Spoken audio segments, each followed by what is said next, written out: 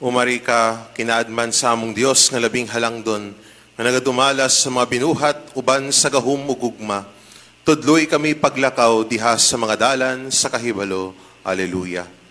Ang Ginoo mana kaninyo. Ang sinugdan sa Santos ka Ebanghelyo, sumala ni San Mateo.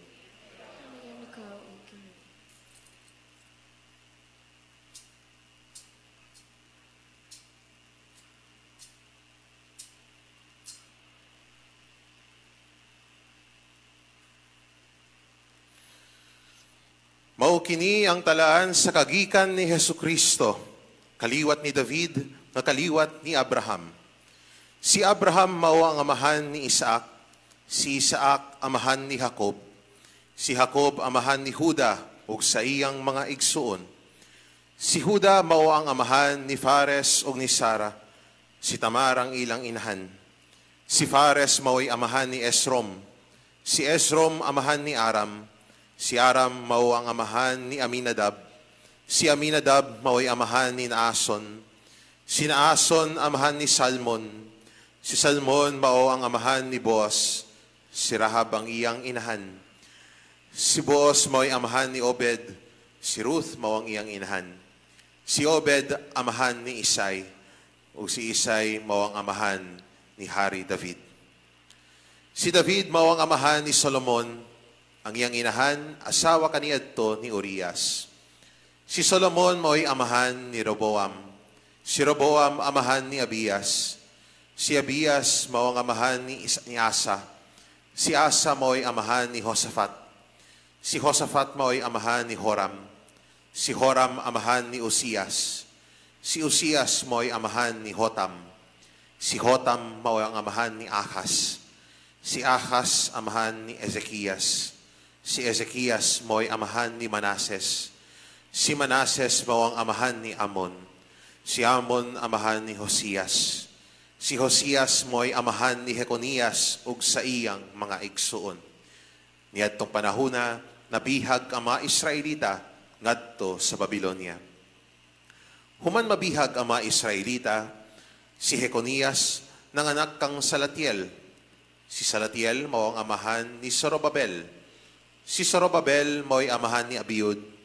Si Abiud mao'y amahan ni Eliakim. Si Eliakim mao ang amahan ni Asor. Si Asor mao'y amahan ni Sadok. Si Sadok mao'y amahan ni Akim. Si Akim mao'y amahan ni Eliud. Si Eliud mao ang amahan ni Eliasar. Si Eliasar mao'y amahan ni Matan. Si Matan mao'y amahan ni Jacob. Si Jacob mao ang amahan ni Jose, ang bana ni Maria, nga maoy inahan ni Jesus, ang ginganlag Mesiyas. Busa, may napulog upat kakaliwatan gikan kang Abraham hangtod ni Hari David. Ug napulog upat kakaliwatan gikan ni David hangtod sa panahon sa pagkabihag sa mga Israelita. Ug laing napulog upat kakaliwatan gikan sa pagkabihag hangtod nga natawo ang Mesiyas. Ang Ebanghelyo sa Ginoo.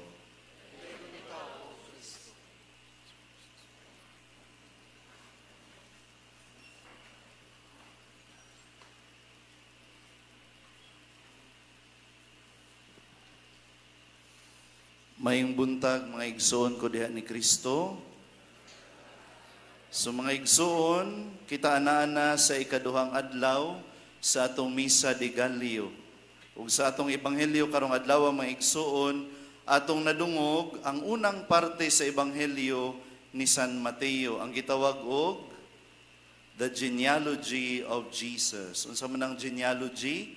Ang talaan sa mga kagikan sa atong Ginoong Hesukristo. Sa una, kadtong bata pa ko, sa matag tambong sa dugin ini no, Misa de Aguinaldo or Misa de Gallio, wala ko kasabot nga nung basahon man ang daghang mga pangalan, ang genealogy of Jesus nga taas kaayo. No? Nga nung basahon pa ning mga listahan sa mga pangalan nga wa man ko kailaan ang mga tawhana niya, weird pagyud kaayo og mga pangan. No, nakahinumdum pa mo sa mga pangan na ay ginganlan og salmon. Sa manang salmon, isda mana sa atoa, no? Isrom, murag aslom, paminahon. Abyod, no? Kinsa may mungan karon sa ilang anak og abyod, na ay ginganlag buos, no? Og uban pa nga dili kayo nindot paminahon nga mga pangan. Kapoy baya og barug og dugay, di ba? Taas kayong ebanghelyo niya, dukaon pagyug ka. Tanawa ko no imong tupad kung giduka pa or natug or nagmata pa, no? So speaking of giduka, nakainumdum ko usa ka istorya gi-share sad sa usa ka pari mahitungod sa usa sad ka pari nga sa matag misa kuno niya sa homily nagi usa ka nanay nga magsigig simba nga magsigig sa katug during sa homily. Tanaw daw natong mga kolektora bi. Aw. Gising na gising. Unya, ningon ang pari siyang kaugalingon makabaw sa rig ko nimo nga kada homily nako matug ra jud ka. Moto ni abot jud ang adlaw nagmisa siya nya nakita niya ang nanay nga hinanok yung kay natug dito sa tuban pronsit pagyud. So ang gibuhat sa pari sa hinay nga tingog nga kanang madungog lang sa mga nagmata ningon siya ang gustong muadto sa langit tindog. Ya ang nanay wa kabati. So nanindog ang mga tao. Siya nagpabili na tug ra gyud niya. Pagkaman nangutana siya balik, gipalingkod niya ang mga tao. Gikusga na niya ang tingog nga madungog sa nanay nga natog. Kinsay gustong moadto sa impierno, tindog. Naalimpuhatan ang nanay, tindog siya diretso. Pagtanaw niya sa mga tao, wala, naglingkod ramang mga tao. Yan, ingon din siya, Padre, nisulti ang nanay sa pari, Padre, wako kahibaw nga nung nangatawa ang mga tao. Pero ang ako rang naibawan, duhatan nagtindog. So asa din pari, impierno. So mga igsuon, ang pangutana, nga namang i-appeal, o balik na ta, pukawan na inyong tupad nga natog, basing halang ano, nangatawa man sila. No? So, nga naman gi-appeal gyud ang nga basahon sa ebanghelyo ang genealogy of Jesus, no? Hilabi na karon sa dili pa moabot ang adlaw sa Pasko sa panahon sa Adbyento. Gituyo ni San Mateo nga i-appeal gyud ang listahan sa mga kaliwatan. Actually dili na strictly speaking kaliwatan sa atong Ginoong Hesukristo. Kang kinsa man ang kaliwatan kang San Jose, no? So giapil ni San Mateo sa iyang ebanghelyo ang listahan sa mga kaliwatan aron pamatud-an sa mga Hudiyo nga si Jesus maugayod ang Mesiyas. Ang genealogy mo'y nagsilbing tulay sa daang kasabutan o sa bagong kasabutan diin gidayag si Jesus nga mao ang katumanan sa saad sa Dios nga kaluwasan nga gitagna sa mga propeta. Na dunay duha ka sikat nga pangalan nga atong makita diha sa genealogy. Although wala ta kaila sa uban pero nay duha nga sikat kaayo. Una, si Abraham. Kinsa man ni si Abraham? Siya mao ang amahan sa nasod sa Israel. Gitawag siya sa Dios aron biyaan ang iyang yutang natawhan ug moadto sa lugar nga gisaad kaniya sa Dios. Nagigsabot kaniya ang Dios ug misaad kaniya nga himuon siyang dako nga nasod, no? Ang iyang kaliwatan mahisama sa mga bituon sa langit ug sa balas sa dagat, no? Mituog misunod si Abraham sa kabubuton sa Dios ug siya gipanalanginan ug gihimo gayud sa Dios nga usa ka amahan sa nasod nga gipili sa Dios nga mao ang Israel. Siya nahimong amahan sa pagtuo sa Dios nga matuod nga naghimo sa langit ug sa yuta. Ikaduha nga karakter nga nadungog nato ang iyang pangan sa atong ebanghelyo mao si Hari David. Siya gikan sa tribo ni Juda nga usa ka tribo sa Israel. Sa atong unang pagbasa, gisaad sa Dios nga dili mawala ang paghari gikan kang Juda. Gingon, nagkupot siya sa harianong setro, ug sipitan niya kini sa iyang mga tiil. Huptan niya ang iyang gahom hangtod moabot ang tinuod nga tag-iya niini, aron maghari sa tanang katawhan. Dili lang sa Israel, apan maghari siya sa tanang katawhan. Sugikan sa tribo ni Juda, sa kaliwatan ni David, magagikan ang manluluwas nga gisaad sa lungsod sa Israel, nga maghari hangtod sa kahangturan, ug ang iyang gingharian walay katapusan.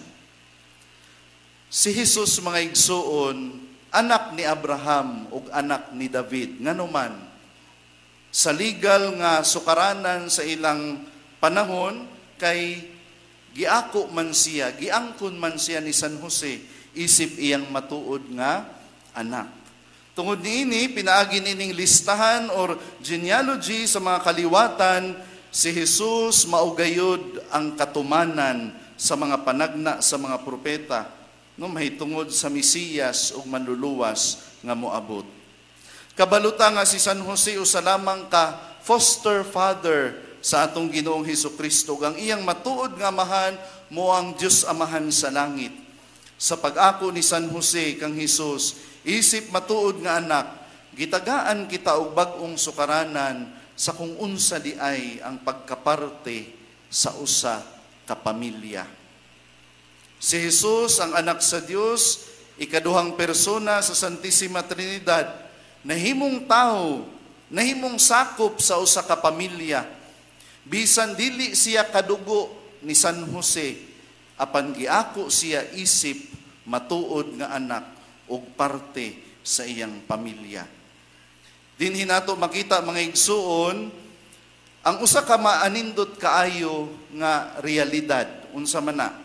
Ang Dios nga walay sinugdan ug walay katapusan, nahimong tao, nahimong miyembro sa pamilya sa tao, aron kita usab nga tao mahimong miyembro ug sakop sa pamilya sa Dios. Ang genealogy of Jesus nagpahayag lamang kanato nga bisan siya Dios, siya nagpaubos sa iyang kaugalingon ug nagkighiusa kanato isip usa ka tawo, aron kita usab makahiusa kaniya sa iyang Dios nung kinabuhi. Nahimo siyang anak sa tao aron kita nga mituo ug midawat kaniya pinagi sa atong bunyag, mamahimo usab nga mga anak sa Dios, mahimong parte sa iyang pamilya. Na kung atong tan-awon, mga igsuon, ang mga pangalan sa genealogy, kung atong yung balikon sa Old Testament ug atong sutaon kung kinsa sila, no makita nato nga kini listahan dili lamang sa mga santoson nga tawo. Nganuman, naa sa diri nalakip ang dili kayo santoson, mga makasasala, no? So, nanoong ko. Asa na to? So, dili lang sa mga santoson, naasay mga makasasala. So, ana si Juda, kung balik ko nato sa Old Testament, gibaligya baya nila ang ilang igsuon, no, sa mga dumuduong. Si David, Haring David, nagsulat sa mga salmo. Unsa man siya, iyang gikabit ang asawa sa usa sa iyang mga sundalo, si Bathsheba, no? Niya, na mga pangalan sa mga babae, si Tamar, si Rahab, si Ruth, mga considered as outsiders, mga foreigners, mga hintil, apan silang tanan, makasasala man o outsiders, nahimong parte sa katawhan o pamilya sa atong Ginoong Hesus. Kining maong genealogy, mga igsuon, nagpahinumdum usab kanato nga ang pag-abot o pag-anhin ni Hesus dili lamang para sa mga matarong o perpekto.